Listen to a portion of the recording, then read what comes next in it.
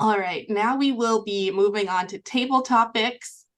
The table topic session is the portion of the meeting designed to give every member and guest of the club an opportunity to develop their ability to organize their thoughts and quickly respond to impromptu questions. The topics master is responsible for preparing and issuing an original creative topic or topics. Each speaker may be given an individual subject or presented with a choice of subjects from which they choose to draw at random. So Christina is our table topics leader of the day, so I will hand it off to you now. Thank you so much, Madam Toastmaster. I'm very excited to be presenting table topics today. This is one of my favorite roles in the meeting because I love asking questions. And today's questions are all themed around the fact that today is Friday the 13th in October, a very spooky day. And so I will be asking you Halloween and spooky related questions. So I would like to, sight unseen on the question, request a volunteer for a question.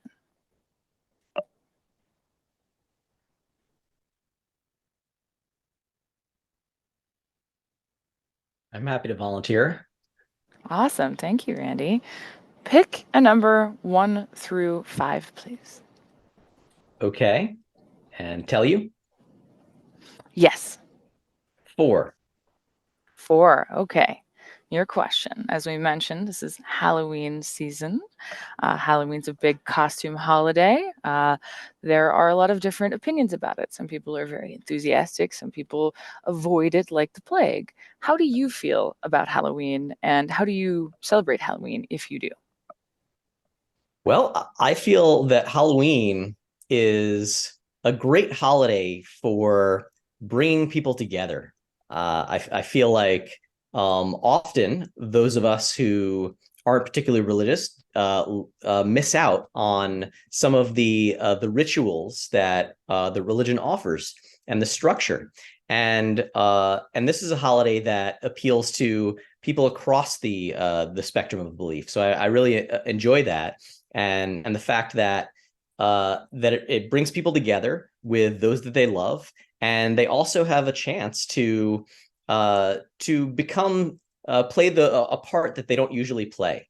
And so when we have a chance to dress up and really step outside of ourselves, I think that's a lot of fun, and it offers people a chance to feel a little more free for one day of the year, and hopefully it doesn't get too out of sorts with hijinks, and hopefully everyone just enjoys the holiday rather than targeting one another. So that's how I feel about Halloween.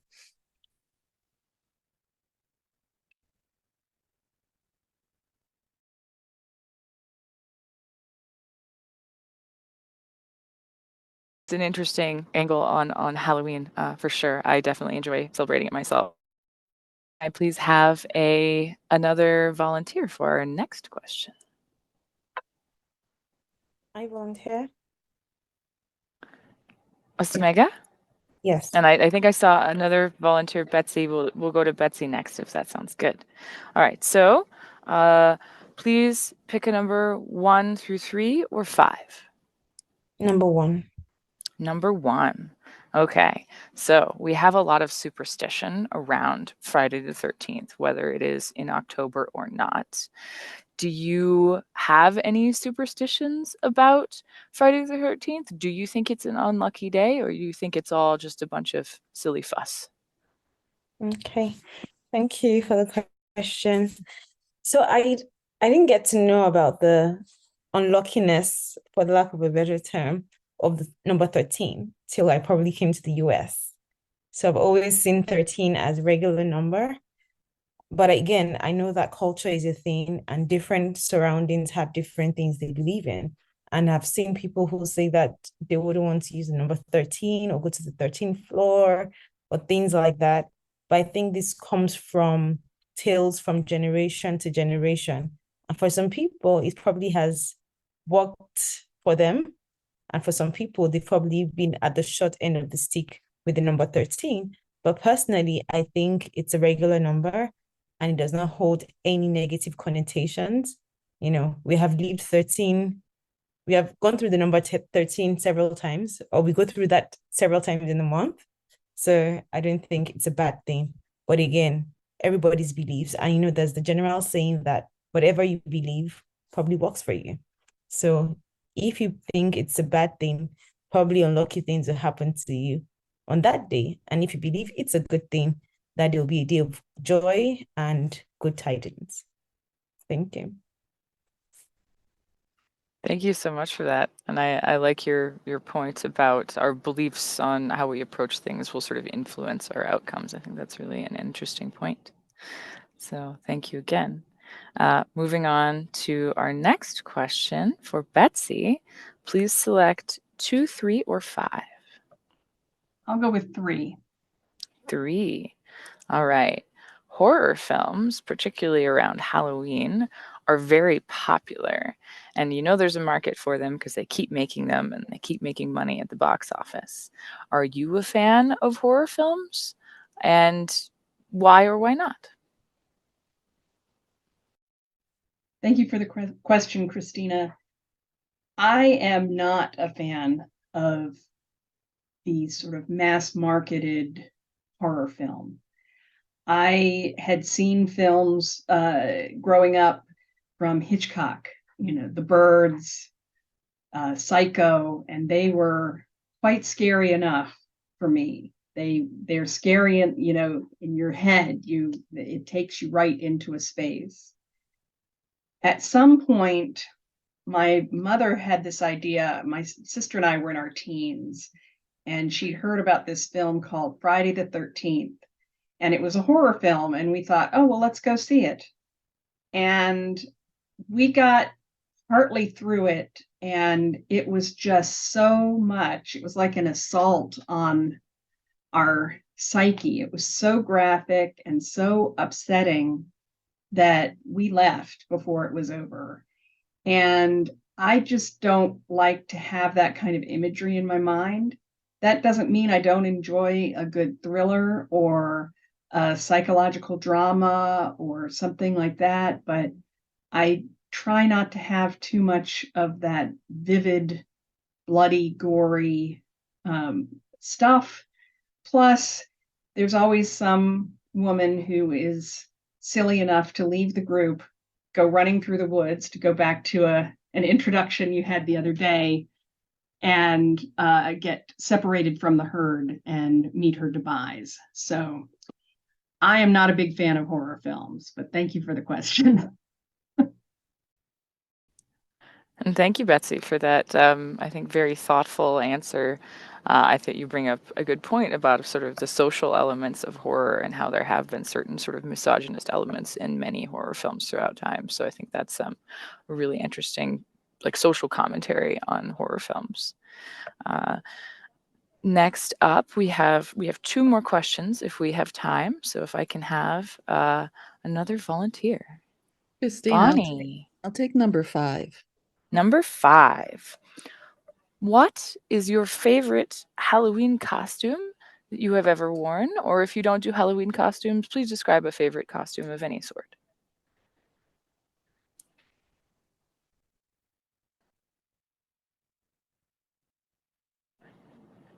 Sorry, typing in whatever. All right, Halloween costumes. First of all, I do dress up only for my Toastmasters Club meeting. I'm a member of a club that meets on the last Thursday of the month. So often October meeting is very near to Halloween. I signed up to serve as the Toastmaster of the evening so that I could make sure to impose the theme on everyone so that they could not circumvent dressing up in costumes this year again. I don't know that I have a favorite costume, so I'm just going to go ahead and tell you the costumes that I have created over the years. One year I served as the district chief judge, which I am doing again this year. So I had a wig and I had a robe and I had a sign and I can't remember exactly what it said, but it was a playoff on Ruth Bader Ginsburg. So Chief Judge, whatever. Another year, I have been the purple people eater because I had purple hair and a scarf with purple spiders or something like that. But as I'm talking about my costumes, I recognize that I do have a favorite. For many of you, you have not heard of this person primary relationship, but the vice president of the US, Spiro Agnew, back in the 60s, he was a governor of Maryland. He uttered a phrase, the nattering nabobs of negativism. And I slipped on that a little bit. So I had pieces of paper and I wrote all these negative things on these pieces of paper, put it around in a metal circle, and that was just, they were just hanging off of me. So I went as the nattering nabobs of negativism. And I thought that that was very creative and I very much enjoyed that. Now I have to dig out my costume for my meeting in 2 weeks and figure out what I'm going to do this year. Back to you, Madam Table Topics Leader. Awesome. Thank you so much, Bonnie. I love the creativity that went into that nattering nabobs of negativism costume, which is definitely a tongue twister. So we have one more question. Who would like to volunteer to be our final table topics answerer? I can go. Okay, thank you. So your question is, what is something spooky that has happened to you? Ooh, something spooky. Oh, thank you for the question.